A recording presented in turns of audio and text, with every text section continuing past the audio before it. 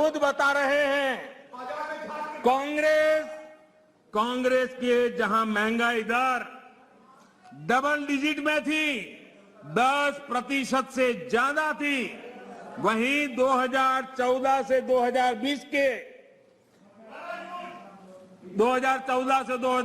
तक महंगाई 5% से कम रही है, 5% से कम रही है।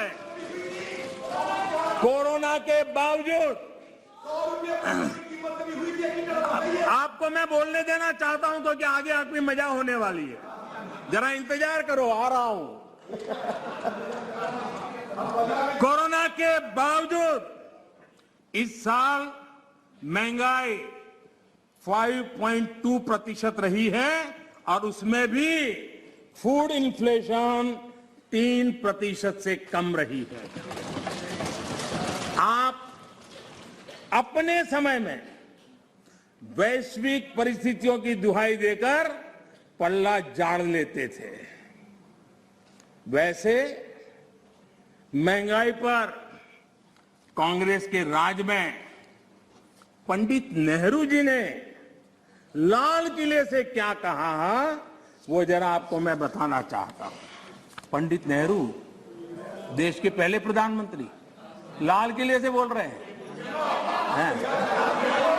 देखिए, आपकी इच्छा रहती है ना, मैं पंडित जी का नाम नहीं बोलता हूं, आज मैं बार बार बोलने वाला हूं। आज तो नेहरू जी ही नेहरू जी।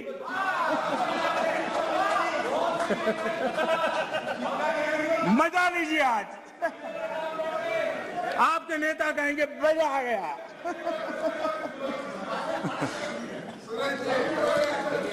माननीय अध्यक्ष जी, पंडित नेहरू जी ने लाल किले पर से कहा था,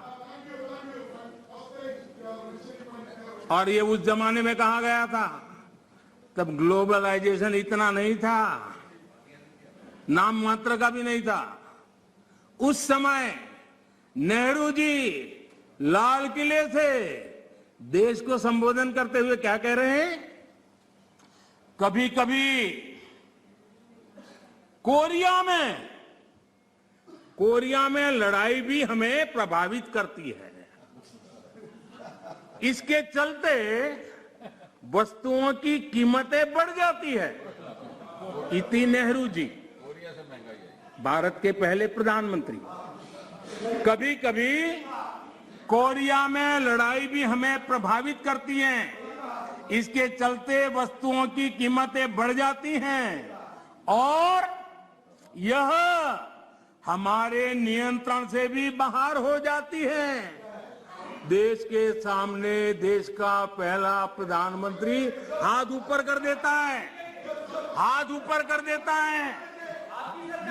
आगे क्या कहते हैं? देखो जी, आपके काम की बात है। आगे कहते हैं, पंडित नेहरू जी आगे कहते हैं,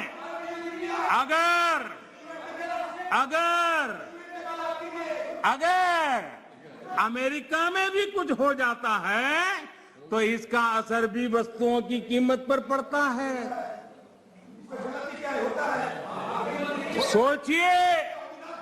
सोचिए तब महंगाई की समस्या कितनी गंभीर थी कि नेहरू जी को लाल किले से देश के सामने हाथ ऊपर करने पड़े थे। नेहरू जी तब कहा था,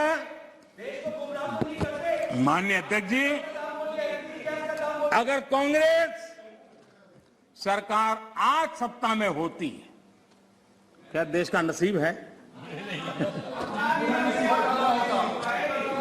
देश बच गया। लेकिन आज अगर आप होते तो महंगाई कोरोना के खाते में जमा करके झाड़ करके निकल जाते आप लोग।